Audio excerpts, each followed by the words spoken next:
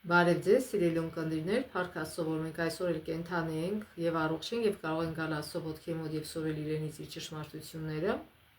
Փառք Աստծո այս հնարավորության համար, թող Աստված մեզ օգնական լինի իր Սուրբ Հոգին տա, որպեսզի մենք կարողանանք ճիշտ հասկանալ Աստծո խոսքը եւ Հիսուսի շնորհքով իրագործել մեր կյանքում։ Հիսուսի անունով խնդրեցի, ամեն։ Մենք գիտենք, որ այս երամսյակում մենք ուսումնասիրում ենք մի թեմա, որ կոչվում է Աստծո սերը եւ արդարությունը։ Եվ արդեն ասել ենք 10-րդ դասին, որը կոչվում է մարտավարության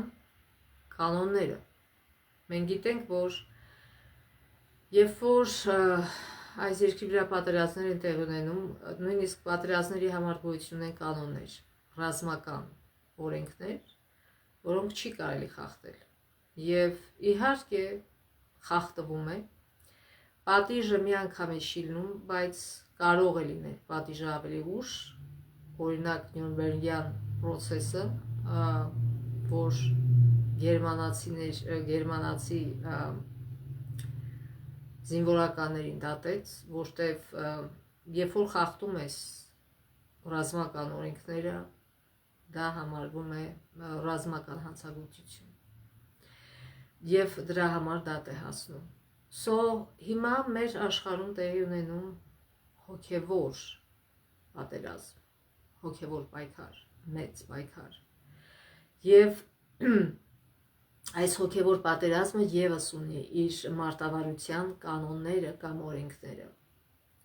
Ուրեմն այսօր մենք որոշ չափով կուսումնասիրենք դրանք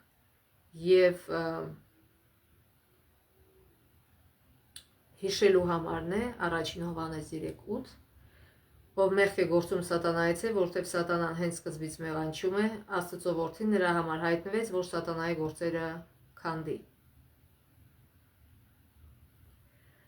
Տիեզերական հակամարտության բնույթը բացահայտող հզոր պատմություն կարելի է գտնել 3-րդ թագավորաց 18-19-40 համարներում Եղիան Կարմեղոս լեռան վրա, հատվածում, որտեղ Տերը մերկացնում է այսպես կոչված ազգերի աստվածների, այսինքն հրեա ժողովուրդը թողել էր ճշմարիտ Աստծուն եւ Բահաղին էր պաշտում։ Եվ կային մոտավորապես 450 Բահաղի քուրմեր եւ Եղիան, որը Աստծո մարգարե էր, հրավիրեց նրանց, այսպես ասենք, հոգևոր մարտի, որպեսզի այնտեղ ապացուցվի ով է իրական Աստված։ Աստված թե Բահաղը։ Եվ մենք գիտենք այդ պատմությունը, որ նրանք բոլորը եկան եւ Եղիան ասեց կանոնները եւ նրանք համաձայնվեցին, այսինքն երկուսն էլ պիտի անասուն վերցնեին, զոհեին եւ բայց պետք է կրակը չվառեն, պետք է անասունը դնեին, իսկ կրակը պիտի վառեր Աստված եւ պետք է աղոթեին, որ Աստված, որի զոհի վրա որ կրակը վառվեր, նա էր ճշմարիտ Աստվածը։ Եվ Եղիան իրենց առաջնահերթությունը տվեց իրենց, ասեց դրեցին զոհը այդ փայտերի վրա, որ պիտի կրակ վառվեր, եւ սկսեցին աղոթել, այսինքն մենք գիտենք, որ հեթանոսական սովորությունների մեջ շատ գազանաբարո, շատ տհաճ երևույթներ կան, իրանք դանակով իրանց ծակծկում էին, գոռում էին բժի նման, խնդրելով իրենց Աստծուն եւ մի ամբողջ կես օր այդպես արեցին եւ ոչ մի կրակ էլ չընկավ իրենց զոհի վրա եւ Եղիան ասեց, որ միգուցե ձեր Աստված քնած է, այսպես կոչեցյալ Աստված, ավելի բարձր գոռացեք եւ իրանք սկսեցին ավելի բարձր գոռալ եւ այդպես մինչեւ երեկո, բայց ոչինչ տեղի չունեցավ եւ Եղիան որպեսի վառ ապացուցի, որ իրոք իրենց Աստվածն է Աստված, որ Եհովան է Աստված, ինքը ասեց, գիտեք ինչ, այդ փայտերը որ շարեցին, ասեց, բերեք, այնքան լիքը ջուր լցրեցին այդ փայտերի վրա եւ զոհի վրա, որ նույնիսկ կողքը առու էին փորել եւ այդ ջուրը լցվեց, այդ առուն էլ լցվեց։ Այսինքն ինչու արեց դա Եղիան, որպեսզի ապացուցի, գիտեք, Աստծո կրակը լափում է նաեւ ջուրը։ Մենք գիտենք, որ թաց փայտը չի կարող վառվել, կարող է մխալ, ծխալ, բայց չի կարող վառվել։ Եվ որպեսզի ապացուցի, որ այդ կրակը Աստծուց է լինելու, Եղիան արեց այդ քայլը։ Այսքան որոշ մարտավարային քայլերով եւ օրենքներով վարվեց եւ ինքը մի հատ կարճ աղոտ քարեց եւ այդ կարճ աղոթքից հետո Աստծուց կրակ եկավ եւ լափեց այդ զոհը եւ այդպես ապացուցվեց ով է ճշմարիտ Աստված։ Այսքան սա մի փոքր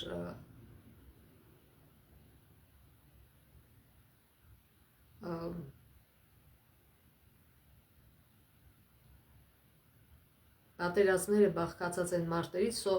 սա մի փոքր մարտ էր, որում ապացուցվեց, որ Աստված է, Եհովան է Աստված, այլ ոչ թե Բահաղը։ Եվ ուրեմն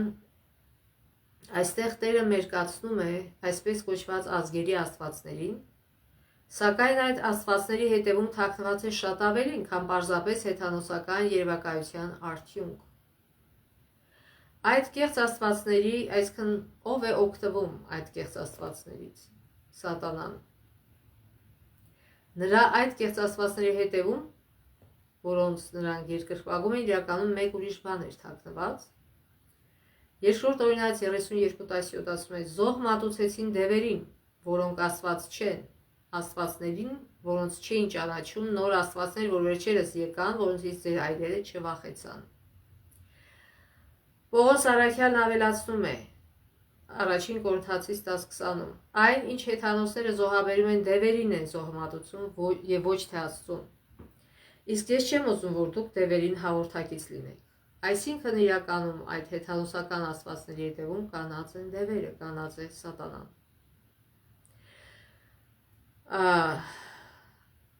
Նա քողարկում է ինքն իրեն այդ կուռքերի, այդ չաստվածների հետևում։ Ուրեմն Սուրբ գրքի բոլոր համարները, որ վերաբերում են կռապաշտությանը եւ այլ օտար աստվածների տիեզերական հակամարտությանը վերաբերող համարներ են։ Ինչպես տեսանք, ազգերի կեղծ աստվածները քողարկված դևեր են, այլ տեղերում եւս մենք տեսնում ենք վկայություններ, որ երկրային ղեկավարների հետևում երբեմն կանած են դիվային երկնային ղեկավարներ, թշնամու ուժերը կարող են նույնիսկ դիմադրել Աստծո ուղարկված հրեշտակային գործակալների։ Աստծո կողմից ուղարկված։ Կարդանք Դանիել 10:1-14 համարները։ Պարսից Կյուրոս թագավորի 3-րդ տարում մի խոսք հայտնվեց Դանիելին, որին Բաղդասասար անունով էին կոչում, եւ խոսքը ճշմարիտ էր եւ մեծ պատերազմի մասին էր։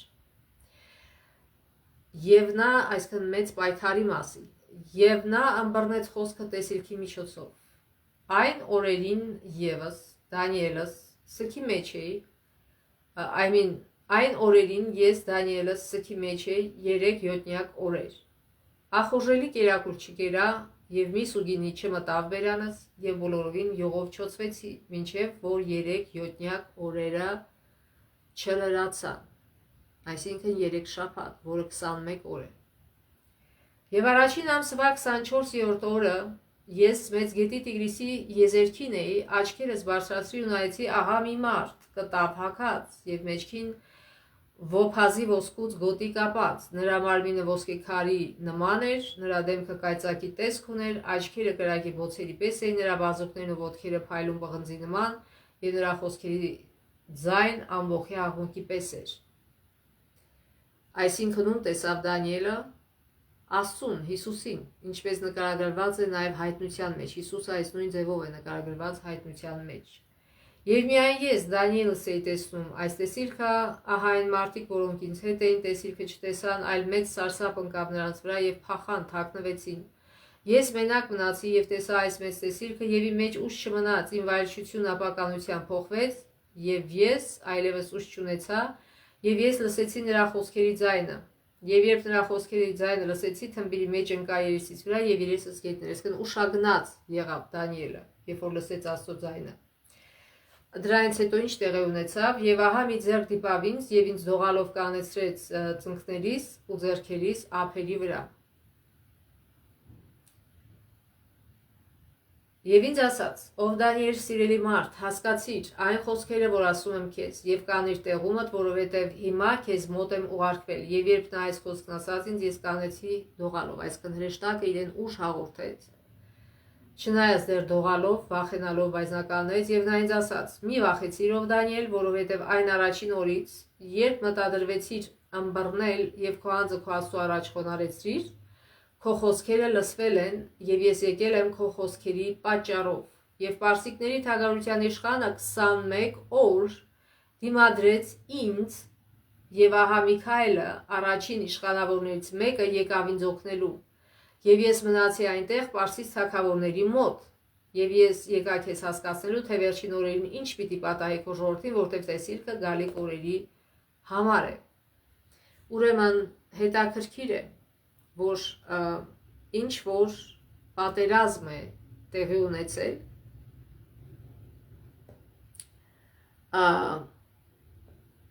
այդ 21 օրվա ընթացքում։ Այսինքն Դանիելը աղոթել է եւ ծոմ է պահել եւ շնորհիվ դրա Աստծո հրեշտակը եկել է, որ համոզի Կյուրոսին, թե ինչ պետք է անել։ Ինչպես պատահեց, որ Աստծուց ուղարկված հրեշտակը 3 շաբաթ դիմադրեց։ Մենք կարդացինք, որ Կյուրոսը դիմադրում էր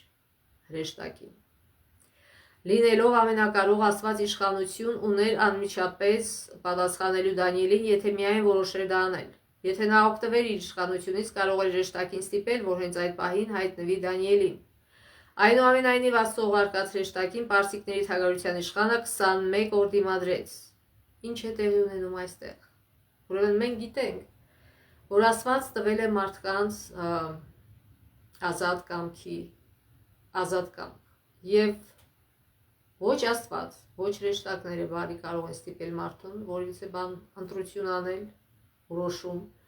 եւ ոչ էլ սատանայի հրեշտակները։ Նրանք կարող են դրդել, համոզել, բայց ոչ ստիպել։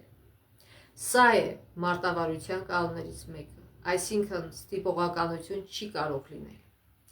Եվ դրա համար 21 օր հրեշտակը համոզում էր, Աստծո հրեշտակը համոզում էր Կյուրոսին լսել եւ Աստծուն ենթարկվել։ Եվ սատանայի հրեշտակը համոզում էր հակառակը անել։ Այսինքն 21 օր Կյուրոսը գտնվում էր պայքարի մեջ։ Կարդանք Էլեն Ուայթի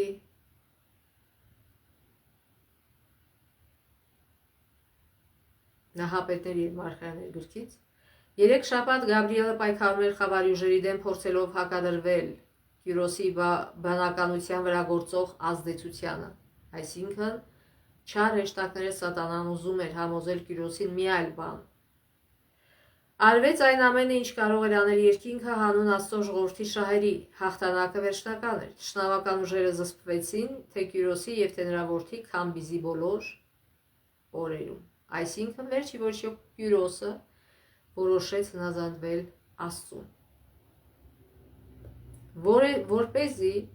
նման հակամարտություն տեղի ունենա, Աստված չպետք է օգտագործի իր ողջ զորությունը։ Թշնամուն պետք է ինչ-որ առումով իսկական ազատություն եւ իշխանություն շնորհվի, որը ոչ թե քմահաճ կերպով է հեռացվում, այլ սահմանափակվում է որոշակի չափանիշներով, որոնք հայտնի են կողմերին, որոնց մանրամասները մեզ հայտնի չեն։ Այսինքն սատանան, Աստված գիտեն դրա մասին, մանրամասների մասին այդ մարտա ռազմավարության, բայց ոչ մենք։ Ուրեմն որպեսզի պայքարը լինի արդար, երկու կողմերն էլ պետք է հավասար հնարավորություն ունենան։ Քանի որ Աստված ուժեղ է, քան Սատանան, Աստված որպեսզի հնարավորություն տա Սատանային գործելու, որոշակի ազատություն է նրան տալիս, որոշակի,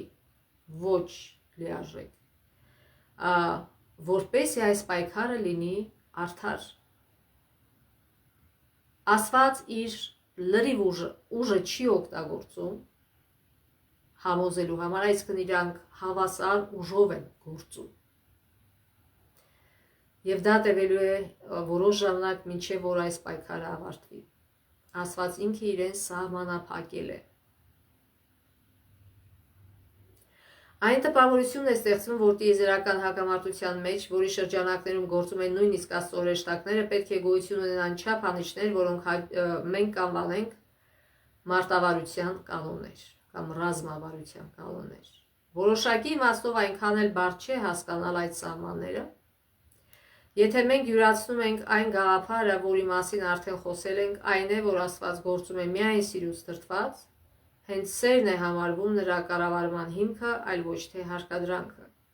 Այն գաղափարը, որ Աստված գործում է միայն սիրուց բխող սկզբունքներով, կարող է օգնել ավելի լավ հասկանալու մեծ հակամարտությունը։ Այսինքն, որպեսզի ավելի պարզ հասկանալի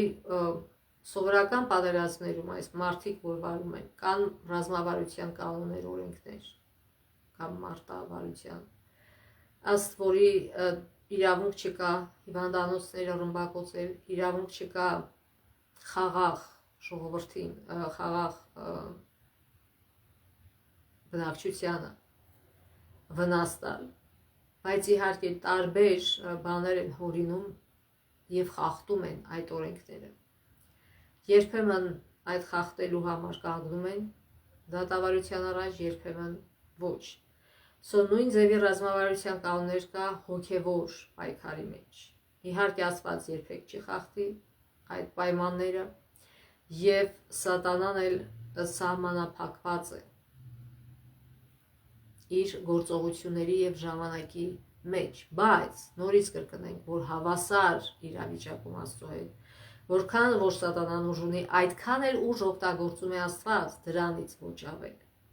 որպեսզի պայքարը արդար լինի, որովհետև Սատանան մեղադրել է, Աստված մեղադրյալի աթոռին է նստած եւ պետք է ապացուցի, պետք է հետաքննություն լինի եւ պարզվի արդյոք այդ մեղադրանքը ճիշտ է թե ոչ։ Հայտնություն գրքում արձանագրված է երկնային կառավարիչների ընդհանուր տեսակետը մեծ պայքարի վերաբերյալ, այդտեղ Սատանան պատկերված է որպես մեծ վիշապ, որը հակադրվում է Աստծուն եւ մոլորեցնում է ամբողջ աշխարհը։ Աստված իրեն ժամանակ է տալիս եւ հնարավորություն մոլորեցնելու, բայց Աստված միայնակ չի թողե մոլորության դեմ մարդկանց, նա տալիս է ճշմարտությունը եւ ճշմարտությունը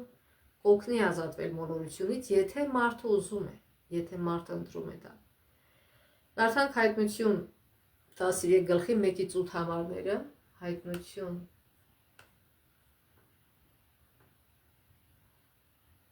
13:1-8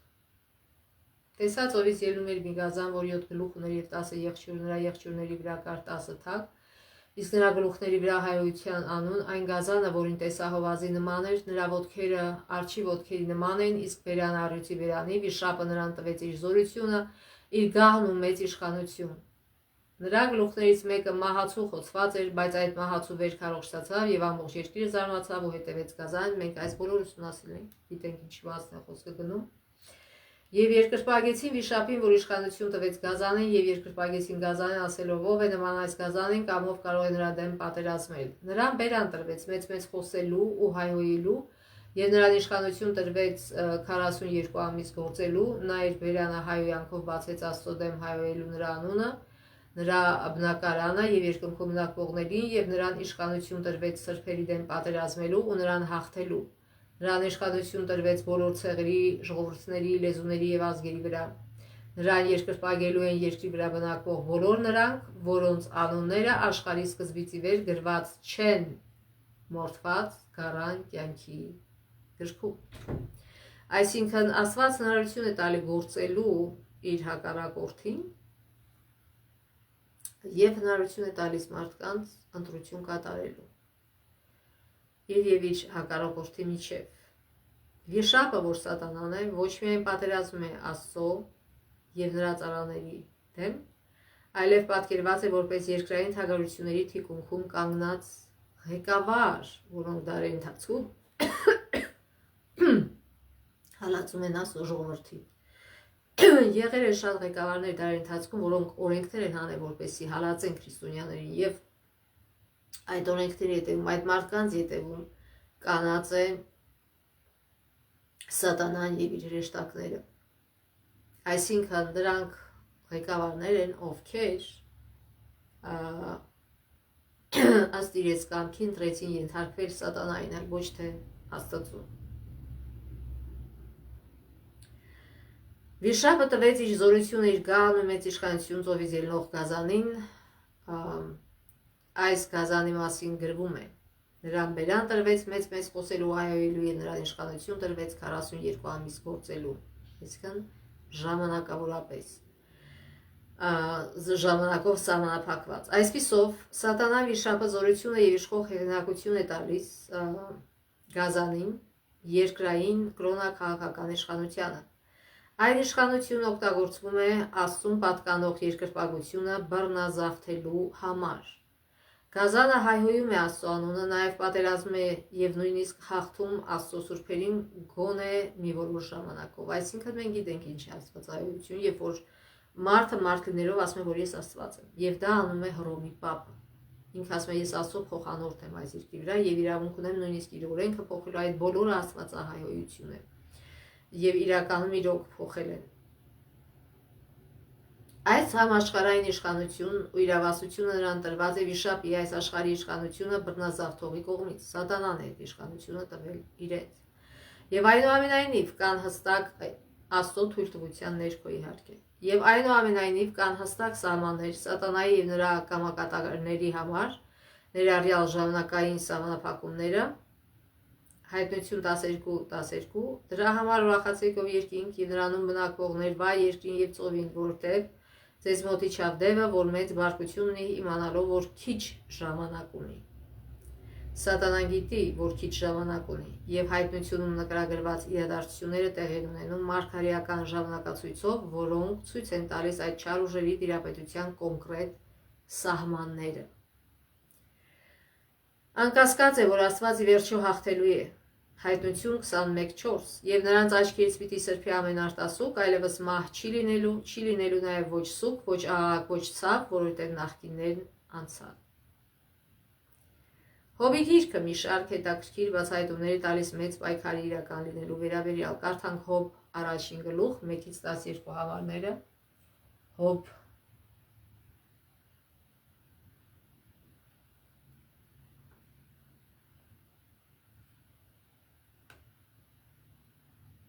1:12 համարները։ Հուս երկրում մի մարդ կար, անունը Հոբ։ Այդ մարդը կատարյալ, արդար եւ աստվածավախ էր, չարությունից հեռու էր մնում։ Սա Աստծո տեսակետն է, հիշենք։ Նա 7 որդիներ ու 3 աղջիկներ ուներ։ Նրա ունեցվածքը 7000 ոչխար, 3000 ուղտ, 500 լուծ եզ եւ 500 մատակ էշ էր։ Խիստ շատ ծառաներ ուներ, այդ մարդը բոլոր արևելքցիներից հարուստ էր։ Այսինքն այն ժամանակ հարստությունը չափվում էր հենց դրանցով։ Նրա որդիները գնում տանը խնջույք են անում ամեն մեկը իր օրը, մարդ էին ուղարկում իրենց 3 քույրերին հրավիրում, որ իրենց հետ ուտեին եւ խմեին, երբ խնջույքի օրեր լրանում էին, այն ժամանակ Հոբն ուղարկում նրանց մաքրագործում էր, առավոտվանից վեր էր կենում եւ նրանց բոլորի թվով ողջակեզներ էր մատուցում, որովհետեւ Հոբն ասում էր. գուցե որդիներս մեղանչել են ու Աստծուն իրենց սրտում հայոյել։ Հոբն ամեն անգամ այդպես էր անում։ Եվ ասում է մի օր Աստծո որդիները եկան Տիրոջ առաջ կանելու, սատանան էլ եկավ նրանց մեջ։ Մենք արդեն ասել ենք, որ գոյություն է հաշվետվության օրեր Աստծո մոտ, երբ որ բոլոր տիեզերքից գալիս է ներկայանում իրեն, եւ ցավոք մեր աշխարհից փոխարենը մարդիկ ներկանային, քանի որ իրենք ընկել են, մեղքի մեջ են, իրենց իշխանությունը իրենց ձեռքով հանձնել են սատանային, Հիսուսի խաչելությունից առաջ, Սատանան էր ներկայանում որպես երկրի ներկայացուցիչ։ Մենք գիտենք, որ Հիսուսի խաչելությունից եւ հարությունից եւ համբարձումից հետո արդեն Հիսուսը դարձավ մեր ներկայացուցիչը, նա խլեց սատանայի ձեռքից մեր երկիրը եւ մեզ, բայց մինչ դա սատանան էր ներկայանում որպես երկրի ներկայացուցիչ։ Տերը սատանային ասաց. Որտեղից ես գալիս? Սատանան Տիրոջը պատասխանեց ու ասաց. երկրի վրա շրջելուց եւ նրա մեջ ման գալուց։ Տերը սատանային ասաց. իմ ծառա Հոբին ուշադրություն դարձրիր, որ երկրի վրա նման կատարյալ արդար, աստվածավախ եւ չարությունից հեռացող մարդ չկա։ Այսինքն ինչու է Աստված սա շեշտում? Որտեւ սատանան շարունակաբար շեշտում է, որ Աստծո օրենքը բեռ է, որ ոչ մեկ չի կարող արդար ապրել, հնարավոր չի դա, բայց Աստված իր բազմաթիվ զավակների միջոցով ապացուցում է սատանային, որ ոչ, հնարավոր է։ Աստծո ուժով, Աստծո վրա հույս դնող մարդը կարող է արդար ապրել։ Եվ այստեղ հիշելով Հոբին, հենց դա էր ուզում ասել սատանային։ Սատանան Տիրոջը պատասխանեց ու ասաց. մենք գիտենք, որ ինչու համար է այս պայքարը, որտեվ սատանան մեղադրել է Աստծուն անարդարության մեջ եւ Աստված մեղադրյալի աթոռին է նստած եւ ինչպես սովորական դատի ժամանակ հետաքննություն է կատարվում, վկաներին են հարցաքննում, որպեսզի բարձեն ճշմարտությունը, այնպես էլ մարդիկ կամ Աստծո վկաներ են կամ սատանայի վկաներ են։ Եթե իրենք ապրում են արդար կյանքով, իրենք Աստծո վկաներ են եւ ապացուցում են, որ Աստված արդար Աստված է, նա բոլորովին դժվար օրենքներ, բեռներ չի դրել մարդու վրա եւ դա հնարավոր է եւ հնարավոր է արդար ապրել։ Ուրեմն Հոբը Աստծո վկաներից մեկն է եւ Հոբի միջոցով Աստված վկայում է, որ ինքը արդար Աստված է։ Եվ սատանան Տիրոջը պատասխանեց ու ասաց. միթե Հոբն Աստծուց վախենու է առանց ակնկալության, իսկ առանց պատճառի, չէ՞ որ դու նրա տունը, նրա բոլոր կալվածները ցանկապատել ես, այսքան պաշտպանում ես քո սուրբ հրեշտակներով, նրա ձեռքի գործողորնել ես, նրա հոտերը տարածվել են երկրով մեկ, բայց հիմա ձեռքդ երկարիր, նրա ողջ ունեցվածքին դիպիր ու կտեսնես, որ քո դիմաց քեզ կհայհոյի։ Տերը սատանային ասաց. ահա նրա ամբողջ ունեցվածքը քո ձեռքին թող լինի, միայն թե ձեռքդ նրա վրա չի երկարես։ Եվ սատանան Տիրոջ առջևից դուրս գնաց։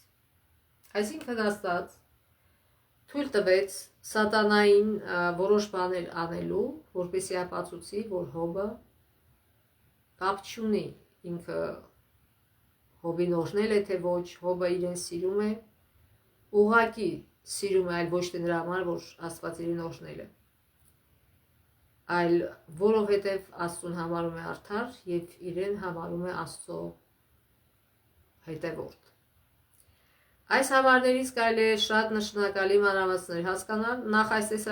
այն տպավորություն է ստեղծվում, որ այստեղ տեղի ունենում երկնային խորհրդի նման մի բան, այլ ոչ պարզապես երկխոսություն Աստծո եւ սատանայի միջև։ Դրան մասնակցում են նաև երկնային այլ էակներ։ Երկրորդ այստեղ ինչ-որ բանավեճ է տեղի ունենում, ինչի մասին էլ վկայում է այն փաստը, որ Աստված հարցնում է, թե արդյոք սատանան հաշվի առել է Հոբին։ Երրորդ, մինչ Աստված Հոբին անբասիր է համարում արդար ու աստվածային, սատանան պնդում է, որ Հոբը Աստծուց վախենում է միայն այն պատճառով, որ Աստված պաշտպանում է նրան։ Սա զրպարտանք է ինչպես Հոբի, այնպես էլ Աստծո բնավորության դեմ։ Հայտնություն 12:10-ում սատանան անվանվում է եղբայրների, այսինքն հավատացյալների զրպարտող կամ մեղադրող, նույնը Զաքարիա 3-րդ մեջ է։ Եվ ինչ է դա նշանակում, որ սատանան մի հատ խնդիր է դրել իր առջև, անդադար զրպարտել եւ մեղադրել։ Եվ եթե դա մեր բնավորության գծերից է, զրպարտելը, բողոքելը, մեղադրելը նշանակում է, որ մենք պիտի արթնանանք քնից, որ մենք պետք է ուշքի գանք եւ հասկանանք,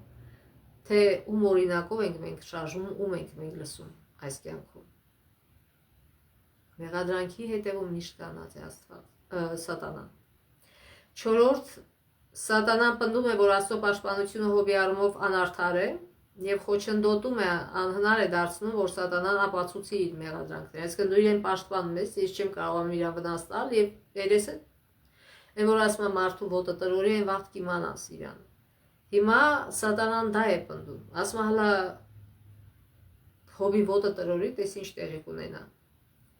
Սա հաստատում է սատանայի համար գոյություն ունեցող որոշ սահմանափակումները, այսինքն մարտավարության կանոնները, ինչպես նաև այն, որ սատանան ըստ երևույթին փորձել է վնաս պատճառել Հոբին, արդեն փորձել է վնաս պատճառել, բայց չի հաջողվել, որտեղ Հոբը պաշտպանված է Աստծո կողմից։ Աստված երկնային խորհրդի առաջ պատասխանում է սատանայի մեղադրանքին։ Երեք ոչ միայն Հոբն է պաշտպանված, բոլոր մարդիկ են պաշտպանված։ Մինչև որ իրենց ընտրությունը անում են եւ մինչև որ հասնում են իրանց անօրության գագաթնակետին, միայն այդ ժամանակ է, որ Աստված իր պաշտպանությունը վերցնում է մարդկանցից։ Ուրեմն, Աստված երկնային խորհրդի առաջ պատասխանում է սատանայի մեղադրանքին, թույլ տալով նրան գործնականում ստուգել իր տեսությունը, սակայն որոշակի սահմաններում։ Նախ նա իշխանություն է տալիս սատանային նրա ամբողջ ունեցվածքի վրա, սակայն արգելում է անձնապես վնասել Հոբին։ Ուրեմն ավելի ուշ, երբ սատանան հայտարարում է, որ Հոբը հոգում է միայն իր մասին, Աստված թույլ է տալիս, որ սատանան վնասի հենց Հոբին, բայց սատանան պետք է խնայեր նրա կյանքը։ Կարդանք այդ մասը, Հոբ 2։ Ուրեմն, երբ որ առաջին գլխում դա տեղի ունենում, այսինքն մի օրում ամբողջ ունեցվածքը Հոբի ոչանում է, իր զավակները մահանում են եւ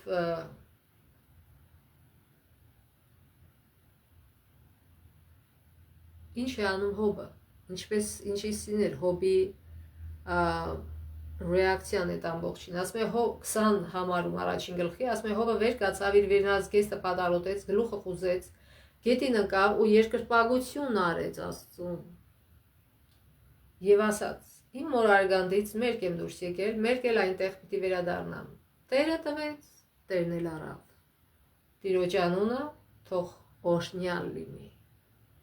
Այս ամենում Հոբը չմեղանչեց եւ Աստծո հանդեպ անզգամություն չարեց։ Այսինքն Աստված ապացուցեց, որ սատանան սխալ է։ Բայց Հոբին սպասում էր եւս երկրորդ փուլը փորձության, որովհետեւ տեսեք ինչ է դա երկրորդ գլխի առաջինից 7 համարները։ Մի ուրիշ օր, այսինքն դրանից հետո Աստծո որդիները եկան Տիրոջ առաջ կանեցին, սատանան էլ եկավ նրանց մեջ Աստծո առաջ կանելու։ Տերը սատանային ասաց. որտեղից ես գալիս, սատանան Տիրոջի պատասխանեց ու ասաց. երկրի վրա շրջելուց եւ նրա մեջ ման գալուց։ Տերը սատանային ասաց. իմ ծառա Հոբին ուշադրություն դարձրիր, որ երկրի վրա նրա նման կատարյալ արդար աստվածավախ եւ չարությունից հեռացող մարդ չկա։ Եվ ավելացնում է, առաջին անգամ էլ Աստված ասաց, բայց հիմա ավելացնում է։ Ու դեռ իր կատարելությունը պահում է, թեև ուզում է ինձ համոզել, որ նրան զուր տեղը կործանեի, այսինքն առանց պատճառի վնասեցիր իրեն։ Սատանան Տիրոջը պատասխանեց ու ասաց. Մորթի տեղ մորթ, մարդս իր ողջ ունեցվածքն իր անձի դիմաց կտա, բայց հիմա ձեռքդ երկարիր եւ նրա ոսկորին ու մարմնին դիպիր եւ կտեսնես, որ քո դիմաց քեզ կհայհոյի։ Սատանան ինչ փաստարկ է բերում, ասում է իհարկե դու իրան չկպար, մենակ իր երեխեքը մահացան, իր ունեցվածքը, գիտեք, երբ որ մարդուն ինչ որ բան ելնում հիվանդան մեծանալու ամբողջ ունեցվածքս կտամ մենակ թե ազատվեմ ես հիվանդությունից, չէ։ Այսինքն սատանան ուզում է ասել դու իրան չկպար անձամբ, դրա համար ինքը հավատարիմ մնաց քեզ։ Եվ բայց հիմա ձեռքդ երկար եւ դրա ոսկորին մարմնին դիպիր եւ կտեսնես, որ քո դիմաց քեզ կհայոյի։ Տերը սատանային ասաց. ահա նա քո ձեռքին թող լինի, միայն թե նրա կյանքը պահիր։ Սատանան Տիրոջ առջևից դուրս գնաց ու Հոբին նրա ոտքի թաթից մինչև նրա գլուխը չար պալարներով խփեց։ Այսինքն իրականում Աստված տառապանք չի տալի մարդուն, այլ սատանան է տալիս որոշ Աստծո, այսինքն Աստծո վերահսկողության ներքո։ Ուրեմն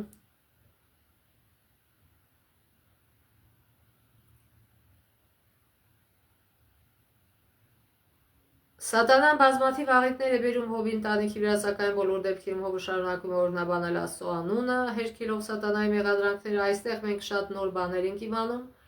Օրինակ այն, որ տիեզերական հակամարտությունում գոյություն ունեն մարդը վարելու կանոններ, մարտավարության կանոններ, երկնային դատաստանում գոյություն ունեն չափանիշներ, որոնց շրջանակներում Աստծո դեմ առաջ քաշված մեղադրանքները կարող են թույլատրվել, սակայն առանց խախտելու Աստծո կողմից հաստատված սուրբ սկզբունքները, որոնք բնորոշ են սիրուն, Աստծո կառավարման հիմքին եւ որոնցով նա ղեկավարում է տիեզերքն ու նրանում գտնվող բանական էակներին։ Հոբի գրքում ներկայացված այդ երկնային տեսարանները ուշագրավ պատկերացում են տալիս մեծ պայքարի եւ այն մասին, թե ինչպես է այն խաղարկվում այստեղ երկրի վրա։ Այնուամենայնիվ, Աստված ապացուցեց սատանային, որ նույնիսկ երբ որ ինքը հիվանդացավ, Հոբը չմեղանչեց։ Տեսեք ինչ եղավ։ 9-րդ համարը 2-րդ գլխի։ Նրակի նրան ասաց. «Դեռ քո կատարելությանը կարճած ես, Աստծուն հայոյիր ու մեռիր», որտեվ շատ վատ վիճակում էր։ Հոբը այնպիսի վատ վիճակում, որ գիտեք, մարդ երբեմն այնպիսի վիճակում ալու, որ ասում ավելի լավ է մեռնեմ, քան թե սենց տանջվեմ։ 8-րդ համարը ասում նա կավե ամանի մի կտոր առած ու մոխրի մեջ նստած իրեն դրանով քերում էր։ Եվ նրա կինը ասում նրան ասաց. «Դեռ ուզում ես արդար լինել, Աստծուն հայոյիր ու մեռիր»։ Հոբը նրան ասաց. «Հիմար կանանց նման ես խոսում։ Ուրեմն Աստծուց միայն բարիքն ընդունելը եւ բարիքն ընդունենք եւ չարիքը չընդունենք»։ Այս ամենում Հոբը իր շուրթերով չմեղանչեց։ Այսինքն սա մի մարդ էր, եւ մենք գիտենք վերջավորությունը, որ Աստված ավելի օրհնեց դրանից հետո Հոբին, նորից զավակներ պարգևեց եւ ավելի շատ օրհնեց թե նյութապես, թե հոգեապես, ամեն ձևով ավելի շատ օրհնեց եւ արդեն դա մնալու էր Հոբի հետ, որտեղ ապացուցվել էր Հոբի հավատարմությունը եւ անմեղությունը։ Ուրեմն թող Հոբը մեր համար օրինակ լինի, որ մենք հասկանանք, երբ որ դժվար օրեր են լինում, դժվար պատահարներ են մեզ պատահում, մենք պետք է համբերենք, մենք պետք է հուսանք Աստծուն։ Ինչպես Հոբը ասում է, Աստված տվեց, Աստված վերցրեց, Հոբի պես հավատարիմ լինենք արդարության կանոններին, արդարությանը, ոչ թե շահի համար գանք Աստծո առաջ, այլ նրա համար, որտեղ մենք գիտենք մեր Աստված արդար է եւ ինչ էլ որ լինի, մենք Աստծո կողքն ենք կանգնած։ Ուրեմն նախորդ դասերում մենք տեսանք, որ տիեզերական հակամարտության շրջանակներում սատանային ու նրա համախոհներին ժամանակավորապես զգալի իրավասություն է տրվում այս աշխարհում, սակայն դա սահմանափակված է մարտական գործողություններ վարելու որոշակի կանոններին համապատասխան։ Այդ կանոնները սահմանափակում են ոչ միայն մեր թշնամու սատանայի եւ նրա համախոհների գործողությունները, այլև Աստծո գործողությունները վերացնելու կամ մեղմելու չարիքն ու նրա հետևանքները, որ ժամանակավորապես գտնվում է թշնամու իրավասության տակ։ Տերը երբեք չի դրժում իր խոստումներին այն չափով, ինչ չափով համաձայնվել է մարտը վարելու կանոններին, այդպիսով թույլ տալով սատանային որոշակի սահմանափակ ու ժամանակավոր իշխանություն եւ դրանով արդեն բարոյապես սահմանափակել է իր հետագա գործողությունների ընթացքը, ընդ որում չնվազեցնելով իր զորությունը։ Պատկերացնենք մի մարդու, որ մեղադրվում է որոշ հանցագործության մեջ, եւ ինչ է անում այդ մարդու։ Նրան դնում են բանտ կամ բեյլ են ուզում, դա կոչվում է պահուստ, կարծեմ հայերեն, որ որոշ գումար է վճարում այդ մարդը, որքան հանցագործությունը մեծ, այնքան շատ է վճարում, դա պահ է տրվում բեյլորի մոտ, այսինքն պահատու է կոչվում, դա, եւ այսինքն ինչի համար է նա վճարում, դա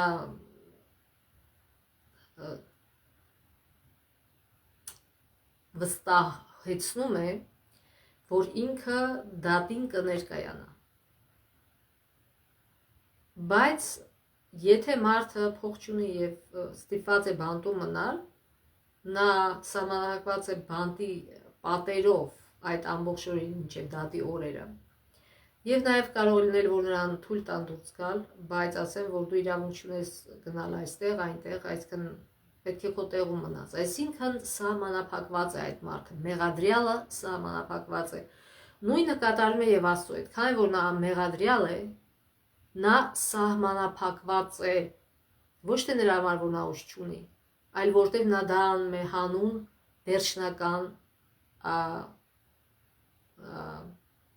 հաղթանակի եւ հանուն վերջնական բարիքի, երբ որ չարությունը վերջանա, ուղղակի հավասար իրավիճակում դնելու իրեն սատանայի հետ, որպեսի պայքարը արդար լինի։ Եվ ուրեմն Աստվածի հարկի ուզում եմ միշտ խառնվել եւ ինչքան արել շուտ գործել, բայց կան սահմանափակումներ նաեւ իր համար, որտեղ դա մարտավարության կանոններն են։ Կարդանք Հովհաննես 12:31, Հովհաննես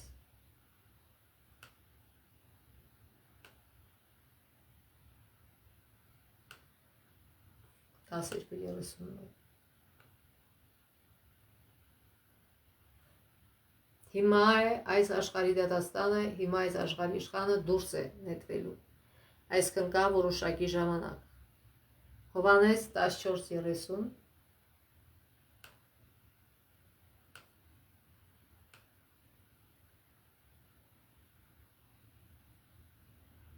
Ձեզ հետ այլևս շատ չեմ խոսի, որտեղ գալիս է այս աշխարհի իշխանը եւ նա ինձ վրա ոչ մի իշխանություն չունի։ Նաեւ կարդանք Հովհաննես 16:11 համարը։ Եվ դատաստանի համար, որովհետև այս աշխարհի իշխանը դատապարտված է, այսինքն որոշակի ժամանակով իրավունք ունի սատանան գործելու, դրանից հետո չի կարող։ Ուրեմն, ինչ են ասում այս համարները։ Այստեղ նաև կա Ղուկաս 4:6, տեսնենք Ղուկաս 4:6 ինչ է ասում այդ արդի։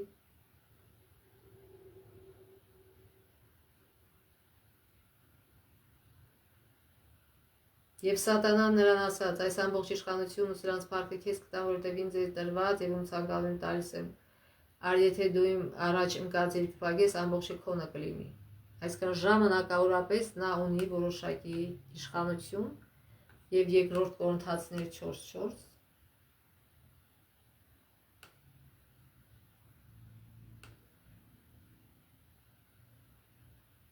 որոնց մեջ անհավատների սրտերը այս աշխարհի Աստվածը կուրացրեց, որպեսզի նրանց վրա չծագի Քրիստոսի փառավոր ավետարանի լույսը, որ աներևույթ Աստծո պատկերն է։ Այսինքն Աստված թույլ է տվել սատանային գործելու, որովհետև մարդիկ ունեն ազատ ընտրության իրավունք, ունեն իրավունք լսելու երկու կողմերն էլ եւ ընտրելու, թե ում են ուզում հնազանդվել, ինչպես որ Կյուրոսը վերջի վերջո ընտրեց Աստծուն հնազանդվելու, բայց մենք ամեն օր կանած ենք այդ ընտրության առաջ, ամեն հարցում, թե արդյոք ում կողմն ենք մենք ընտրում, Աստծո թե սատանայի։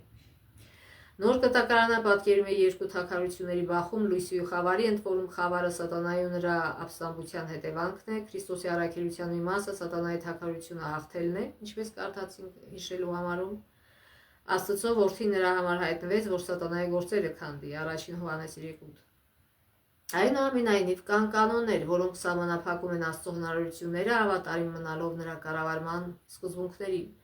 Այդ սահմանափակումները ներառում են առնվազն առաջին արարված էակների ազատ կամքի իրավունքը, երկրորդ փոխհամագործակցության պայմանագրային ուխտի կանոնները, որոնց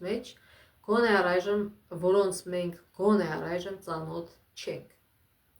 Աստվածային գործողության նման խոչընդոտներն ու սահմանափակումները նշանակալի հետևանքներ ունեն աշխարհում չարիքը նվազեցնելու կամ անմիջապես վերացնելու Աստծո բարեական կարողության վրա։ Այսպիսով մենք տեսնում ենք շարունակական չարիք ու տառապանք, որն իսկապես կարող է շատ մարդկանց մեջ կասկած առաջացնել Աստծո գոյության կամ նրա բարության վերաբերյալ։ Այնուամենայնիվ, հասկանալով մեծ պայքարի նախապատմությունը եւ այն սահմանափակումները, որ Աստված սահմանել է չարի դեմ իր պայքարում, մենք կարող ենք ինչ-որ չափով ավելի լավ հասկանալ, թե ինչու է ամեն ինչ տեղի ունենում հենց այնպես, ինչպես եւ տեղի ունենում, գոնե մինչեւ Աստծո վերջնական հաղթանակը չարի նկատմամբ։ այն փաստը, որ Հիսուսը սատանային աշխարհի իշխանն է անվանում, ինչպես է գոնե ինչ-որ չափով օգնում հասկանալու աշխարհում գոյություն ունեցող չարիքի պատճառները, այսինքն ըստ մարտավարության կանոնների Աստված որոշակի իրավունքներ է տվել սատանային։ Տիեզերական հակամարտությունը ամենից առաջ վիճաբանություն է Աստծո բնավորության վերաբերյալ, որն առաջ եկավ այն ժամանակ, երբ սատանան զրպարտչական մեղադրանք ներկայացրեց Աստծո բարության, արդարացիության և կառավարման դեմ։ Դա ուխտի դատի տեսակ է տիեզերական մասշտաբով։ Նման հակամարտությունը չի կարող լուծվել զուտ ուժով, այլ պահանջում է բաց հետաքննություն։ Եթե իշխանության գլուխ կանած մարդու դեմ առաջ են քաշվում լուրջ մեղադրանքներ, ապա հաղթանակ տանելու լավագույն և թերևս միակ եղանակը ազատ, արդարացի ու բացահայտ հետաքննությունն է։ Գիտեք, շատ մարդիկ ում մեղադրում են չնայած որ իրենք անմեղ են, իրենք չեն փախչում, այլ մնում են, թույլ են տալիս, որ հետաքննություն լինի, որպեսզի իրանց անունը մաքրվի այդ կեղտից։ Այսինքն, որպեսզի ապացուցվի բազմաթիվ վկաների և բազմաթիվ նյութերի, փաստերի միջոցով, որ իրականում ինքը անմեղ է և արդար։ Իհարկե, եթե չխեղաթյուրվեն այդ փաստերը։ Եթե մեղադրանքները սպառնում են ամբողջ կառավարությանը կամ սիրուն, որտեղ Աստված Աստծո կառավարությունը սիրո կառավարություն է, ապա չի կարելի պարզապես քողարկել այն։ Ինչ է նշանակում այս ամենը տիեզերական հակամարտությունը և չարի գոյության խնդիրը հասկանալու համար։ Եթե Աստված խոստում է տալիս, արդյոք նա երբևէ կխախտի այն, իհարկե ոչ, նա երբեք չի խախտում իր խոստումները։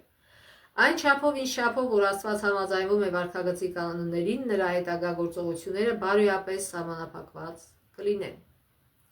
Այսինքն, չնայած ինքը չի ուզում, որ այդ վատ բաները տեղի ունենա, սակայն ինքը իրեն սահմանափակել է որոշ ժամանակով, նա չի կարող խառնվել և լուծել այդ հարցը որոշ ժամանակով, ինչև որ սատանայի երեսը պարզվի։ Այդ պատճառով էլ որոշ չարիքներ կարող են վերաբերել խավարի թագավորության ժամանակավոր ոլորտին։ Կարդանք Մարկոս 6:5։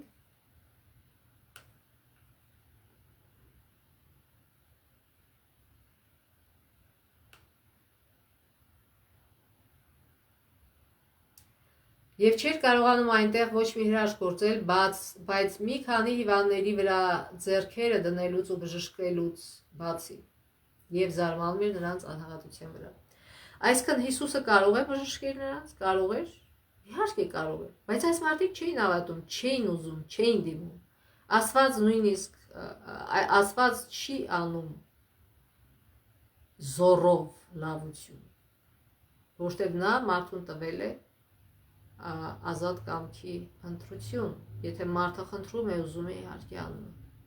Դրա համար ամեն անգամ նա հիվանդներից հարցնում էր, տեսեք այդ մարդը, որ 38 տարի տենց պարկած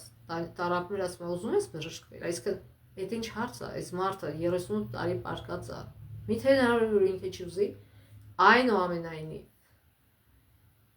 պետք է, որ մենք անձնապես խոստովանենք, որ այո, մենք ուզում ենք դա, որտեղ պայքար է գնում, որտեղ եթե Հիսուսը առանց հարցնելու անի, սատանան իրեն մեղադրելու է, որ դու ուժով ես դա անում, որտեղ նորից կրկնենք, որ Աստված բարոյապես սահմանափակել այս մարտավարության կանոններով իրեն։ Նա տառապում է մարդու հետ, նա ուզում է մարդուն օգնել, բայց իր ձեռքերը կապված են այդ մարտավարության կանոններով, որպեսզի պայքարը արդարացի լինի։ Մարկոս 9:29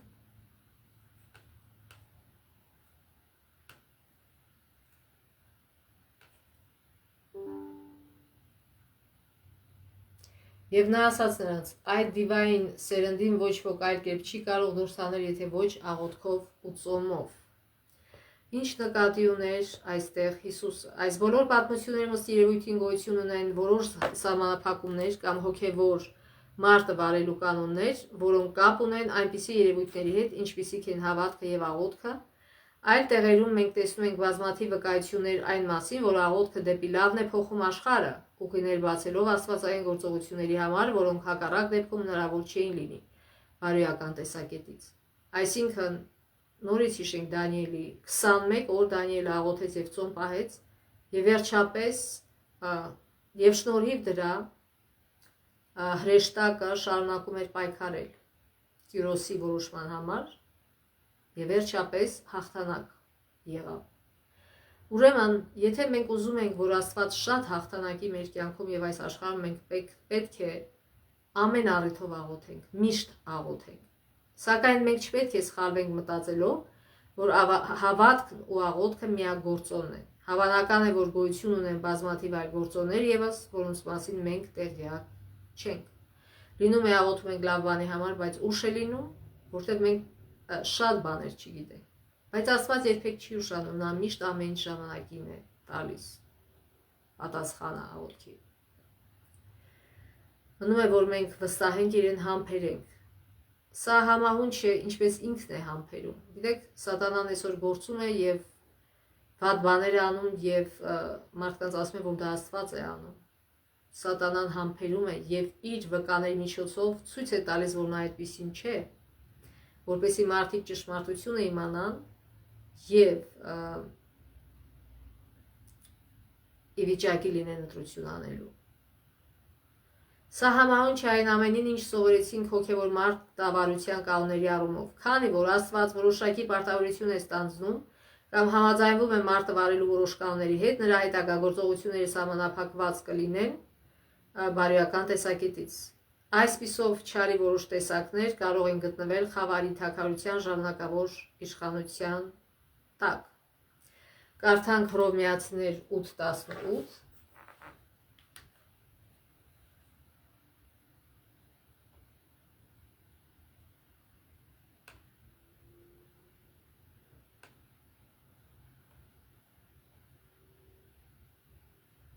Կարծում եմ, որ այս ժամանակի չարչարանքներն արժանի չեն համեմատվելու այն գալիք փառքի հետ, որ հայտնվելու է մեր մեջ։ Այսինքն, թեև մենք այս կյանքում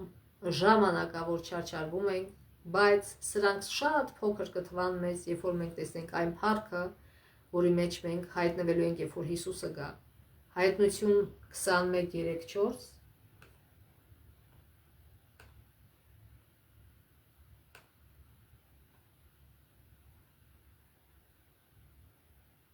Եվ գահից մի ուժեղ ձայն լսեցի, որ ասում էր. ահա Աստծո խորանը, որ նա բնակվելու է մարդկանց հետ, նրանք կլինեն նրա ժողովուրդը,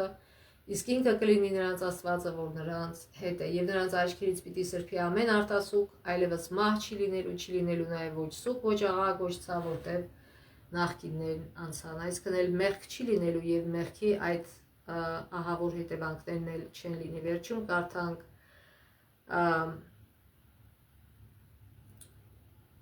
Էլեն Ուայթի վկայություններ եկեղեցու համար գրքից։ Ընկած մարդը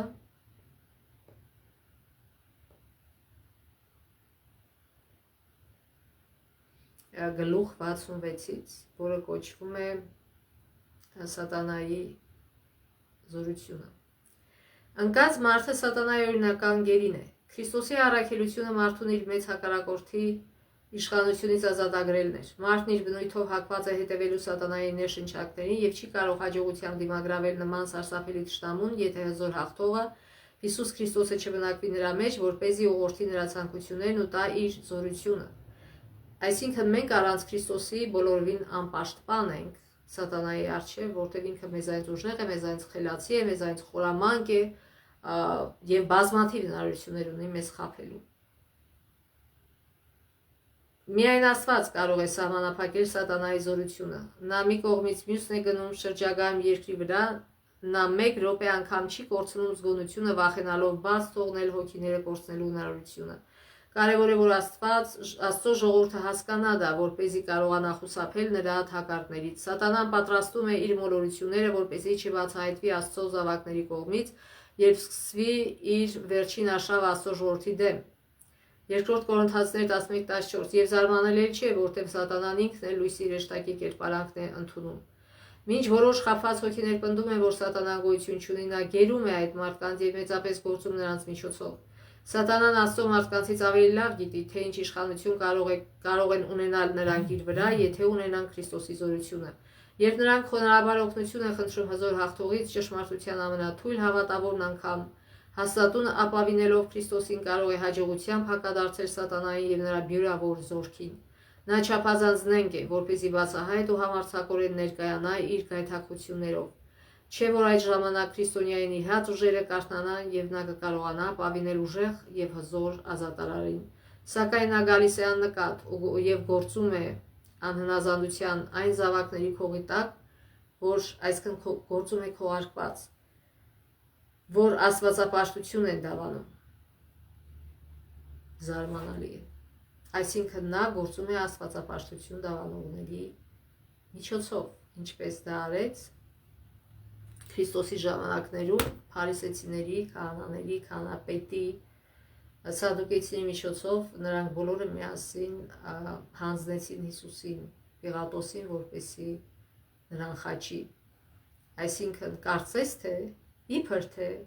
Աստծո սպասավորներն էին, բայց իրական ինչ արեցին, դեմ գնացին Աստծուն։ Այսինքն սատանան գործում է քողարկված եւ դրա համար վստահել որևիցե սպասավորի, որևիցե եկեղեցու սպասավորի անմտություն է, որովհետեւ մենք պետք է վստահենք միայն Աստծո խոսքին։ Որքան էլ այդ մարդը Աստծո սպասավորի տեսք ունենա, նրա հետևում կարող է կանացնել սատանան։ Եվ եթե նա հակառակ բաներ ասում, որոնք համապատասխան չեն Աստծո խոսքին, ուրեմն նա սատանայի կողմից է գործում, այլ ոչ թե Աստծո։ Ուշադիր լինենք, չխաբնվենք եւ շնորհակալ լինենք Աստծուն այս դասերի համար, այս խոր դասերի համար, որ Աստված զորություն է տալիս մեզ, մարզում է մեր հոգևոր մկանները, որպեսզի մենք հասկանանք, թե ինչ պայքարի մեջ ենք գտնվում եւ ինչպես կարող ենք այդ պայքարում հաղթել։ Աստված ապահովել է բոլոր հաղթության հնարավորությունները մեր համար, Աստծո որդին արդեն հաղթել է եւ այդ հաղթանակը մերն է, եթե մենք ուզենք, եթե մենք ընտրենք իրեն։ Թող Աստված օրհնի մեզ ճիշտ ընտրություն կատարելու այս շաբաթվա բոլոր գալիք օրերին, ամեն հարցում եւ հետեւելու Աստծո խոսքին եւ պատրաստ լինելու միշտ վստահել եւ հնազանդվել Աստծուն։ Աստծո խոսքը ասում է.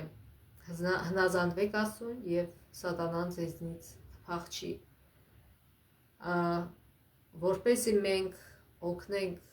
որոշ չափով Աստծուն գործելու այս երկրի վրա, մենք պետք է իրեն հավատարիմ լինենք, իրեն ճիշտ ներկայացնենք եւ անդադար աղոթքի մեջ լինենք։ Այսինքն ամեն ինչ անենք Աստծուց հարցնելով, ոչ թե մեր խելքի պես, որտեղ մեր խելքը շատ հեշտ խաբվում է սատանայի փաստարկներին։ Թող Աստված մեզ օրհնի այս բոլոր գալիք օրերում, որպեսզի իր հետ անցկացնենք մեր օրերը եւ իրանով ուրախանանք եւ ցնցանք եւ իրանը փառավորենք մեր կյանքով, գործերով, խոսքերով։ Աստծո ողորմությամբ մինչև մյուս դասը։